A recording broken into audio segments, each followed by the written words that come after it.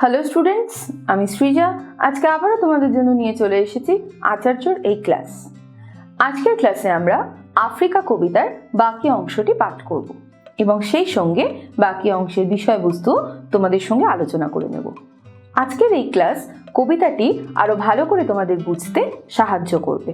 আগের ক্লাসে আমরা আফ্রিকা কবিতাটিকে দুটি ভাগে ভাগ করে নিয়েছিলাম যাতে তোমাদের কবিতাটি বুঝতে সাহায্য হয়, কারণ কবিতাটি অনেকটাই বড়।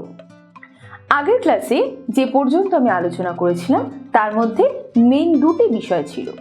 প্রথমত আফ্রিকার জন্ম বৃত্তান্ত এবং দ্বিতীয়ত আফ্রিকার জন্মের পরবর্তী রূপ। আজকের ক্লাসে আমি তার পরবর্তী অংশটুকু তোমাদের সঙ্গে আলোচনা করে নেব, ঠিক যেভাবে আগের ক্লাসে তোমাদের পড়িয়েছিলাম, এবং সেই সঙ্গে কবিতাটি সম্পর্কে একটি নতুন তথ্য তোমাদের সঙ্গে শেয়ার করে নেব। চলো তাহলে আমরা এবার কবিতাটি পড়তে শুরু করি। দেখো, তোমরা জানো এই আফ্রিকা কবিতাটি রবীন্দ্রনাথ ঠাকুরের লেখা এবং কবিতাটি রবীন্দ্রনাথ ঠাকুরের পত্রপুট কাব্যগ্রন্থ থেকে নেওয়া হয়েছে। তবে যে জিনিসটি আমি আগের দিন তোমাদেরকে বলিনি, সেই নতুন তথ্যটি হলো পত্রপুট কাব্যগ্রন্থের 16 সংখ্যক কবিতা এই আফ্রিকা। তবে পত্রপুট কাব্যগ্রন্থের 16 সংখ্যক কবিতার আসল নাম আফ্রিকা নয়। কবিতাটির আসল নাম উদ্ভ্রান্ত সেই আদিম যুগে, যাকে আফ্রিকা নাম দেওয়া হয়েছে। এই কবিতাটি কবি অমিয় চক্রবর্তীর অনুরোধে রচনা করেছিলেন 28 মাঘ 1343 বঙ্গাব্দে। 1935 সালে ফ্যাসিস্ট মুসোলিনির ইতালি আক্রমণকারী সৈন্য দল আবিসিনিয়া আক্রমণ করেছিল। সেই আক্রমণের প্রতিবাদে রবীন্দ্রনাথ ঠাকুর আফ্রিকার অর্থাৎ ছায়াচ্ছন্ন আফ্রিকার যে রক্তাক্ত ইতিহাস তা স্মরণ করে এই অনবদ্য কাব্যরূপ দিয়েছেন। আমি তোমাদের সঙ্গে আগের দিন এই আফ্রিকার জন্ম সংক্রান্ত আলোচনা করেছিলাম এবং জন্মের পরে সেই ছায়াবৃত আফ্রিকার যে বিভৎস রূপ, সেই বিভৎস রূপেরও বর্ণনা আমি তোমাদের সঙ্গে করে নিয়েছিলাম। চলো এবার আমরা কবিতার বাকি অংশ একটু একটু করে পড়ি আর সেই সঙ্গে আমরা আলোচনা করে নিই তার বিষয়বস্তু। আফ্রিকা, রবীন্দ্রনাথ ঠাকুর। আমরা তৃতীয় স্তবক থেকে কবিতাটি পাঠ করছি। হাই ছায়াবৃতা কালো ঘোমটার নিচে অপরিচিত ছিল তোমার মানব রূপ উপেক্ষার আবিল দৃষ্টিতে। এখানে কবি তোমার বলতে আবারও সেই আফ্রিকাকে বুঝিয়েছেন। কবি বলেছেন আফ্রিকার মানব রূপের কথা, অর্থাৎ এখানে আমরা আবারও দেখতে পাচ্ছি কবি আফ্রিকাকে নারীর সঙ্গে তুলনা করেছেন।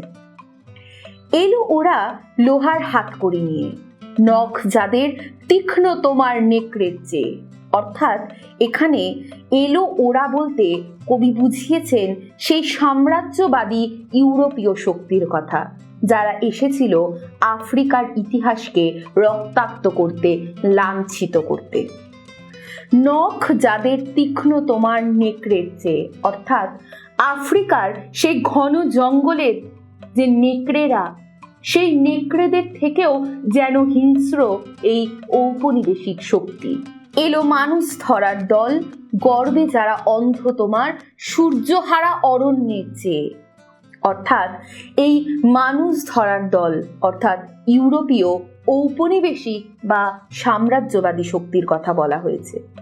গর্বে যারা অন্ধ অর্থাৎ এই ইউরোপীয় শক্তি তাদের সভ্যতার জন্য, তাদের সাদা চামড়ার জন্য, তাদের শিক্ষার জন্য গর্বিত। অন্যকে লুট করে, অন্যকে লাঞ্ছনা দিয়ে, রক্তাক্ত করে তাদের গর্ব যেন আফ্রিকার অন্ধকারকেও হার মানায়। সভ্যের বর্বর লোভ অর্থাৎ ইউরোপীয় জাতির যে সভ্য জাতি, সেই সভ্য জাতির যে বর্বরোচিত আচরণ, যে মারাত্মক হিংসাত্মক এক লোভ নগ্ন করল আপন নির্লজ্জ অমানুষতা। অর্থাৎ তাদের যে নির্লজ্জতা, তাদের যে অমানসিক আচরণ, সেই অমানসিক আচরণকে মানুষের সামনে নিজেরাই নিজেদের বর্বরোচিত আচরণের মাধ্যমে তুলে ধরল। তোমার ভাষাহীন ক্রন্দনে বাষ্পাকুল অরণ্য পথে পঙ্কিল হলো ধুলি তোমার রক্তে অশ্রুতে মিশে। অর্থাৎ এখানে কবি বলেছেন এই যে ইউরোপীয় সভ্যতার এই অমানসিক অত্যাচার, এই অমানসিক অত্যাচারে আফ্রিকার যে রক্তাক্ত ইতিহাস, আফ্রিকার মানুষের যে লাঞ্ছনা, সেই লাঞ্ছনার রক্তে, সেই অশ্রু বর্ষণে যেন আফ্রিকার ধুলায় ধূসরিত মাটি কর্দমাক্ত হয়ে গেছে, অর্থাৎ পঙ্কিল হয়েছে। দস্যু পায়ের কাটা মারা জুতোর তলায় বিভৎস কাদার পিণ্ড চিরচিহ্ন দিয়ে গেল তোমার অপমানিত ইতিহাসে। অর্থাৎ কবি এখানে বলতে চেয়েছেন এই পা দিয়ে মারিয়ে যাওয়ার মতো যেন পদদলিত করেছে এখানকার মানুষদের ইতিহাসকে, মানুষদের জীবনকে, এবং তারা নিজেদের পদচিহ্ন রেখে গেছে আফ্রিকার সেই ইতিহাসকে অপমানের মাধ্যমে।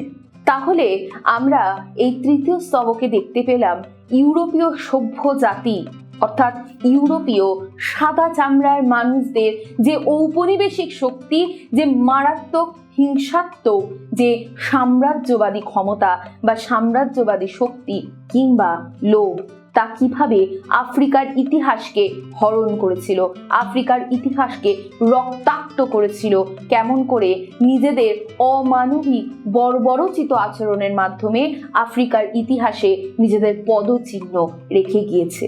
এই সব কিছুর বর্ণনাই আমরা এই স্তবকে কাব্যের মাধ্যমে পেলাম। চলো এবার আমরা পরবর্তী স্তবকে চলে যাই। সমুদ্র পারে সেই মুহূর্তেই তাদের পাড়ায় পাড়ায় মন্দিরে বাজছিল পূজার ঘণ্টা। সকালে সন্ধ্যায় দয়াময় দেবতার নামে শিশুরা খেলছিল মায়ের কোলে। এই যে লাইন, এই লাইনগুলোর মাধ্যমে কবি একটি বৈপরীত্যের চিত্র তুলে ধরেছেন আমাদের সামনে। বাংলায় একটি কথা প্রচলিত আছে, কারোর পৌষ মাস কারোর সর্বনাশ। ঠিক সেরকম চিত্রটাই এখানে আমরা দেখতে পাবো। একদিকে ইউরোপীয় শক্তির অত্যাচারে সাম্রাজ্যবাদী হিংসাত্মক যে এক পরিস্থিতি সৃষ্টি হয়েছে, যা আফ্রিকাকে এবং আফ্রিকার মানুষদের জীবনকে বিপন্ন করে তুলেছে, সেখানেই অন্য পারে কিছু মানুষ, অর্থাৎ ইউরোপীয় মানুষরা তাদের জয়ধ্বনি গাইছে, তারা পুজো করছে, কোথাও মন্দিরে ঘন্টা বাজছে, আবার কোথাও শিশুরা মায়ের কোলে নিশ্চিন্তে ঘুমোচ্ছে কিংবা খেলছে। অথচ এপারে আফ্রিকার রূপ সম্পূর্ণ অন্যরকম। আফ্রিকায় নেই কোনো শান্তি, নেই কোনো বিশ্রাম। সেখানে শিশুরা নিশ্চিন্তে মায়ের কোলে ঘুমোনো তো দূরস্থান, এমনকি মায়েরা, এমনকি সমস্ত মনুষ্যকুল আফ্রিকায় সেখানে তাদের অস্তিত্ব বিপন্নতায় ভুগছে। পরবর্তী লাইনে দেখো, কবির সঙ্গীতে বেজে উঠেছিল সুন্দরের আরাধনা। অর্থাৎ কবি এখানে বলছেন ওপারের, অর্থাৎ ইউরোপের যে কবি, তিনি সুন্দরের আরাধনায় তখন মত্ত। যেখানে আফ্রিকায় সুন্দরের আরাধনা তো দূরস্থান, তাদের যে সেই প্রাকৃতিক সৌন্দর্য, সেই সৌন্দর্যই হরণ হতে চলেছে। পরবর্তী পর্যায়ে দেখো রয়েছে, আজ যখন পশ্চিম দিগন্তে প্রদোষকালে ঝঞ্ঝা বাতাসের ঊর্ধ্বশ্বাস।